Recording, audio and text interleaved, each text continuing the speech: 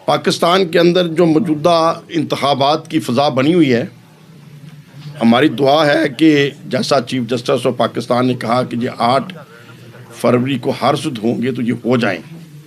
हमारी दुआएं हैं कि ये इलेक्शन पाकिस्तान के लिए अमन का बायस बने, पाकिस्तान के लिए सुकून का बायस बने और सियासी अफरा तफरी जो है ये ख़त्म हो। और जो चंद जमातों को बतौर ख़ास एक जमात को जो टारगेट मुख्तलिफ एंगल से किया जा रहा है, ये भी तकलीफ़ की बात है। इसमें किसी सूरत भी पाकिस्तान का मुफाद नज़र नहीं आता। लेवल प्ले फील्ड जो है वो यही होती है कि हर एक को बराबर मौका दिया जाए, फिर अवाम के राय के ऊपर छोड़ देना चाहिए कि अवाम किस तरीके से अपनी राय देते हैं। जहाँ तक मेरी अपनी ज़ात का मामला है, अगर राना अब्बास अली खान तशरीफ़ फरमा हैं, हमारे दोस्त मलिक अहमद खान साहब तशरीफ़ फरमा हैं, चौधरी साजिद साहब तशरीफ़ फरमा हैं, हमारे मलिक सरफराज साहब मरहूम अल्लाह ताला उनकी रहमत करे, हमारे MNA MPA भी रहे हैं, उनके भतीजे मलिक साहब तशरीफ़ फरमा है। लेकिन जो मैं अभी बात करने लगा मेरी ज़ाती राय है, हो सकता है किसी दूसरे दोस्त की राय इससे मुख्तलिफ हो। मैं पर्सनली जो चीज़ समझता हूँ कि जो कुछ भी बहरान पैदा हुआ है, इसका ज़िम्मेदार मैं इमरान खान साहब को ठहराता हूँ कि अदम एतमाद उनके ख़िलाफ़ हुई, बर्दाश्त कर लेनी चाहिए थी। अदम एतमाद नहीं होनी थी अगर खान साहब थोड़ा सा एक्टिव होते और थोड़ा सा उसको ग्रिप करते। जहाँ तक खान साहब की सच्चाई का मामला है, मेरा पर्सनल ओपिनियन ये है कि खान साहब जैसा सच्चा आदमी और खरा आदमी, और जितना अल्लाह ने उन्हें ज़हनी बसीरत दी हुई है, हकीकत है कि प्राइम मिनिस्टर ऑफ पाकिस्तान की कुर्सी उनके ज़हनी काल से बहुत छोटी कुर्सी है। और मैं खान साहब का ज़हन बहुत ऊपर देखता हूँ और मैंने बड़ा करीब से उनको देखा हुआ है। और खान साहब को प्राइम मिनिस्टर बनना ही नहीं चाहिए था। वो अपने किसी वर्कर, अपने किसी साथी, अपने किसी कोलीग अपनी टीम में से बना देते तो वो ज़्यादा आसान था। बहरहाल वज़ीर आज़म बनने वाली उनसे गलती हुई और उसके बाद पाक फौज खान साहब के बिल्कुल साथ थी, उनकी फेवर में थी। अदम एतमाद हुई खान साहब की अपनी एक मिजाज की वजह से, जो किसी को मनाया ही नहीं, किसी को समझाया ही नहीं। अपोजिशन का हक था, कर ली, लेकिन फिर बर्दाश्त कर लेना चाहिए था। फिर ऐसा एक माहौल बना दिया कि जिससे अफरा तफरी आई और पाक फौज पर इल्ज़ाम लगाने की कोशिश की, ये न्यूट्रल, ये जानवर, ये चीज़ें। मैं उस्मान बुज़दार साहब को कहता रहूँ कि ये खान साहब क्या करते हैं, नहीं करना चाहिए था। बहरहाल हमारी दुआएं हैं वतन अजीज़ पाकिस्तान के लिए कि जो भी मामला हुए, हम वतन की बेहतरी के लिए एक दूसरे की गलतियों को दरगुजर नहीं करेंगे तो मुल्क कैसे संवरे जाना है और मुल्क के लिए हमने सोचना है। तो जहाँ तक मेरा अपना मामला है, मैंने तो किसी पार्टी को ना अप्लाई किया इस अफरा तफरी के माहौल में, और ना ही किसी के साथ चलने का कोई इरादा था। आज़ाद इलेक्शन का इरादा ज़रूर था, लेकिन वो इत्तेफाक से हमारे दोस्तों के पैनल के बगैर मैंने कभी काम किया। तमाम सियासी काम दोस्तों के मशवरे से किए हैं। अगरचे एक मशवरे मुख्तलिफ भी हो सकते हैं, फिर करना तो एक काम ही होता है, और लेकिन जो भी किया दोस्तों के लिए किया है। और सियासत के अंदर मैंने शिया सुन्नी वहाबी की कभी तमीज़ नहीं की, अमीर गरीब की कभी तमीज़ नहीं की। मैंने बैलेंस हमेशा रखा है। हमारे शरफ शरीफ के दोस्त गवाह है, जब मैं MNA नहीं था, 2002 में पहली दफ़ा मेंबर कौमी असम्बली बना, हर साल चौक शेर रबानी में अहले तशी की, अहले सुन्नत की लड़ाई होती थी, हर साल होती थी। लेकिन ज़ाहिर है मेरा तो कोई इतना दखल नहीं था। लेकिन जब मैं MNA बना, मैंने उसको संजीदगी से लिया, गौर किया, अहले तशी से भी मीटिंगें की, अहले सुन्नत से मीटिंगें की। और पहला वो साथ था कि जब शर्क में अमन हुआ और मुहर्रम बावकार तरीके से हुए। जब तक मैं MNA रहा, ज़िला नाज़िम रहा, पूरे ज़िले में ना कोई मजहबी तफरकाबाजी हुई, ना कोई सियासी इंतजार हुआ। और जब मैं MNA था, जिन दोस्तों ने मुझे नहीं भी वोट दिए थे, अगर मेरे पास आए हैं, उनका जायज़ काम है मैंने किया है। मैं ज़िला नाज़िम था, मेरे दोस्त इस बात के ऊपर कई इख्तलाफ करते थे, लेकिन मेरा एटीट्यूड यही था कि जिसने मुझे ज़िला नाज़िम के लिए नहीं भी वोट दिया, मैं कहता वो भी मेरे ज़िले का है, अगर उसकी भी गली बननी है, उसका भी सड़क बननी है, उसका भी काम करना है, तो मैंने सबका किया है। कोई यूनियन कौंसिल ज़िला शेखपुर में ऐसी नहीं दिखा सकते जहाँ मियाँ जलील शरकपुरी की कोशिशों से सरकारी फंड नहीं खर्च हुए। हर स्कूल पूरे ज़िले का, मुरीदके से लेकर फुर्रुखाबाद तक, एक स्कूल ने आप दिखा सकते जिसको मियाँ जलील शरकपुरी के फंड से रिपेयर मरम्मत ना किया गया हो।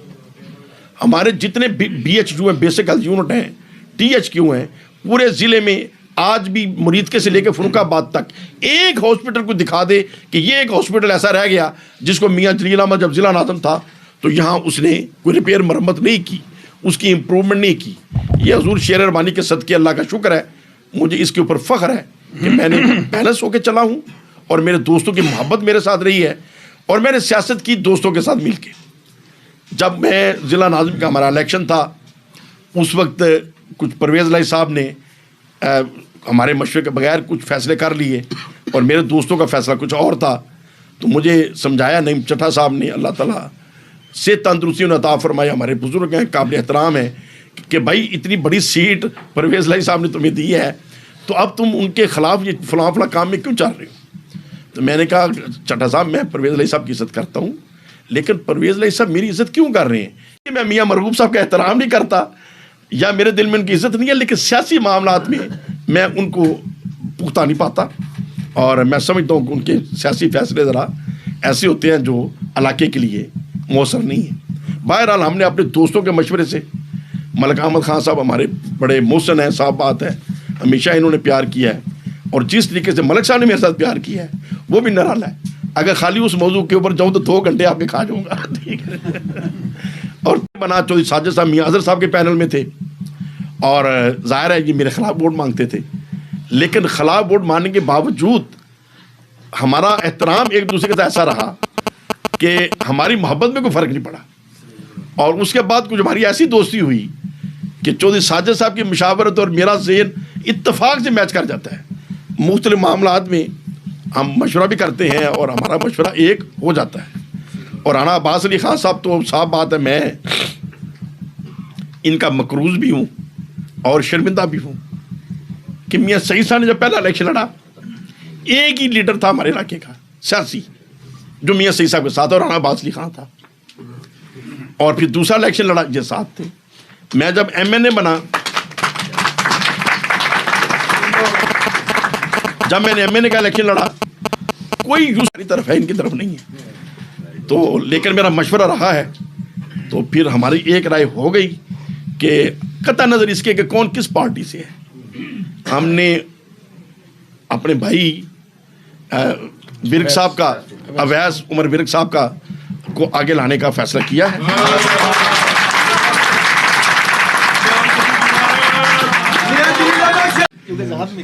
अच्छा, अब दूसरी बात यह है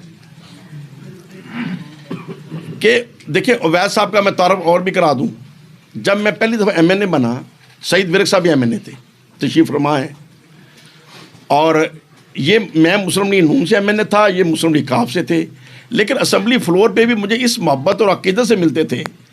वो नज़र आता था कि उनके अंदर वो हज़ूर शेर रबानी रहमतुल्लाह अलैह की निस्बत से जो हमारा तल्लक है ना, वो उस एंगल से मेरे से प्यार करते थे, वरना तो सियासी मामले में हमारे से बहुत सीनियर हैं। और फिर जब मैं ज़िला नाज़िम हुआ तो इनका भतीजा तहसील आज़म था, तो उस वक्त हमारी कंपेन जॉइंट थी, वो हम इकट्ठे मशवरे से कंपेन हमने की। और फिर उमर विर्क साहब इनके जो वालिद गिरामी हैं, तो वो मतलब SP भी रहे हैं, तो उस वक्त भी मुझे नहीं पता था कि उनकी अक़ीदत शर्क से कैसी है, तो मैं तो इसी हिसाब से गया कि हमारे ज़िले के हैं, SP हैं, किसी दोस्त का काम था, तो बहरहाल वो मुझे इस अक़ीदत और इस मोहब्बत से वो मिले और मुझे महसूस हुआ कि उन्होंने बहुत मेरी इज़्ज़त की है। तो फिर वो बाद में उन्होंने तारुफ कराया कि उनके वालिद साहब जो थे गांगशरी मुरीद थे और गांगशरी वाले शरपुशी मुरीद हैं, और फिर हज़ूर शेर रबानी रहमतुल्लाह अलैह सईद विर्क साहब के वालिद साहब शरपुशी मुरीद थे, और बता रहे थे कि वो पैदल हज़ूर शेर रबानी रहमतुल्लाह अलैह के पाया करते थे।